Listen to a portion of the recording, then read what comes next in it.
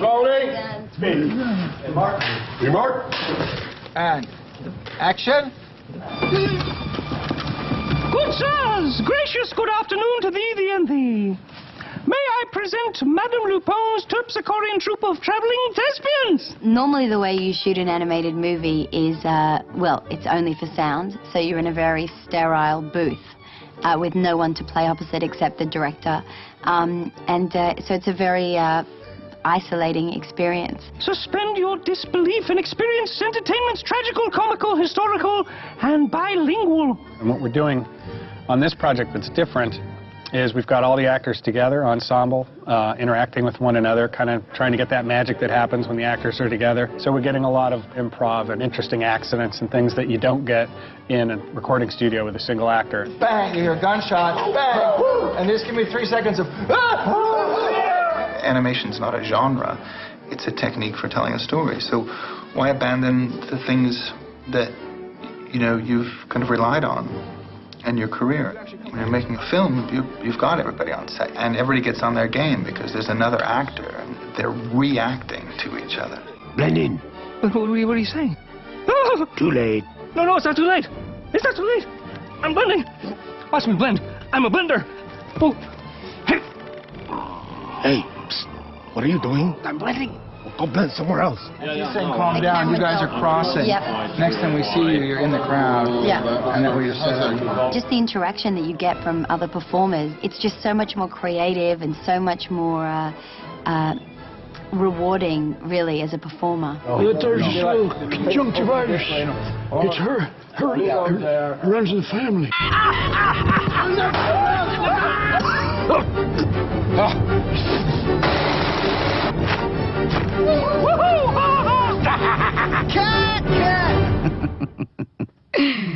We wear the hats and the braids and you know, some people wear the costumes and everything just because I think that it does help you get sort of into your character more. I will blow that ugly right off your face.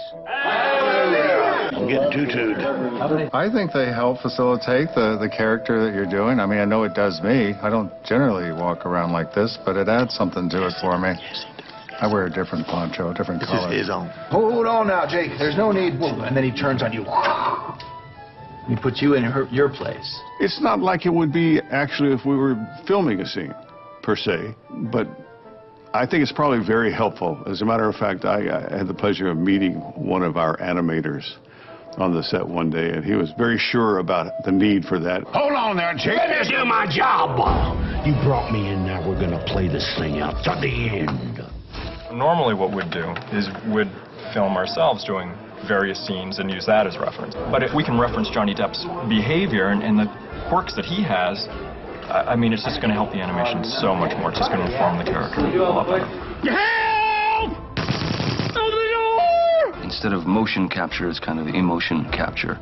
Oh, evening, Gordy. Now, you get back on in there and you assert yourself, and I think you'll find the people of this here town to be surprisingly hospitable. Thank you, Sheriff. What? Not you again.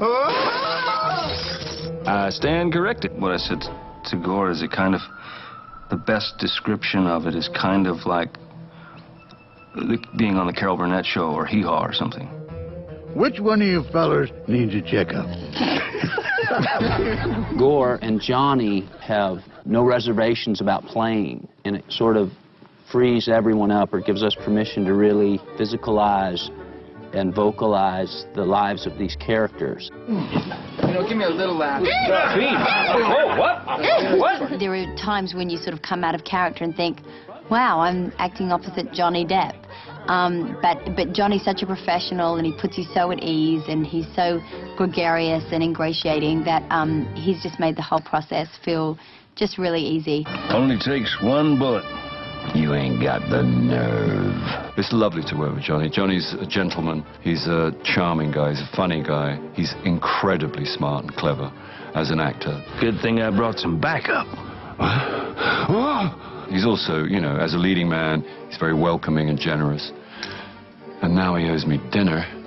This part was designed for Johnny. There's no movie without Johnny. I mean, from its outset from from working with Johnny on Pirates and talking about how's the lizard going. I was good. I'm describing scenes to him, and having done 3 movies with Johnny, it was really interesting to try to think about what he would do with the character. Choleric varmints, ain't they? Dysfunctional family. Need intervention. Everyone's here. Johnny Depp and Isla Fisher and Ned Beatty and Harry Dean Stanton, who I got to meet yesterday, which was a thrill. What the hell's going on over there? They're having What kind of movie is this? kind of in a funny way, we wish it was going to take us longer. Our part of it might be done before I wish it was, because I really enjoyed the people I've met on this film. 'Tis I.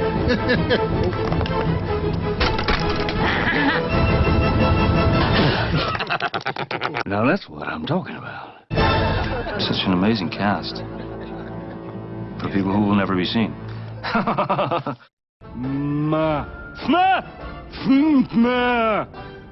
Crunchy, creamy, cookie, candy, cupcake. You know that Johnny Depp is going to bring a lot to the table. And he did. When we start hearing his voice reads and the way that he interprets the character, it totally informs us, and then we can take some of his little nuances and things that he does that make his performances so unique. The stage is set. He definitely had a very steamy intensity in these scenes as he's setting up his play.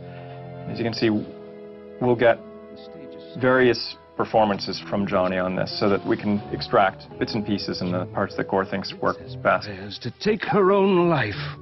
We went through a whole process where we went through Rango and kind of the various expressions, making sure we can capture, the full range of what Johnny's bringing to the character and his performance. It just shows you that we're going to be able to translate every aspect of that performance, and that Johnny will be driving the character. It's not a disembodied voice.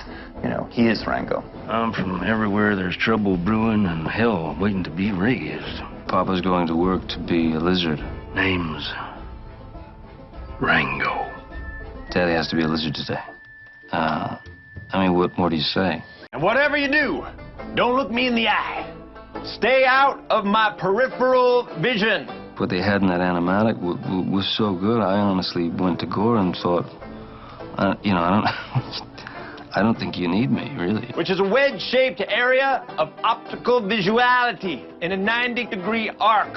I'd like what Jim did. If it were up to me, I'd leave Jim's voice in there and lose the actor guy. You don't think about what are kids gonna like. Hopefully, you just think about what the kid in you likes, or what the grown-up in you likes. With me, it's about the same thing.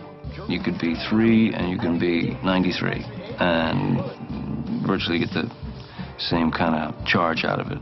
I found a human spinal column in my fecal matter once. You might want to get that looked at. Doc, I'm preoccupied. At the moment, I'm preoccupied. I feel like we've crossed a line in this conversation. The humor in the movie is very funny and irreverent, but underneath that there is a deeper, darker story and theme. Especially nowadays, I think identity is such a strange thing. We're so rarely ourselves that I think this is really an exploration of self, and ultimately that I don't know if you ever really find yourself, Very good. Who are you if you just spend your life pretending to be other things? And at the core of that is really, who doesn't want to be loved? Who doesn't want to blend in? Who doesn't want to feel like they belong? All right, back to work.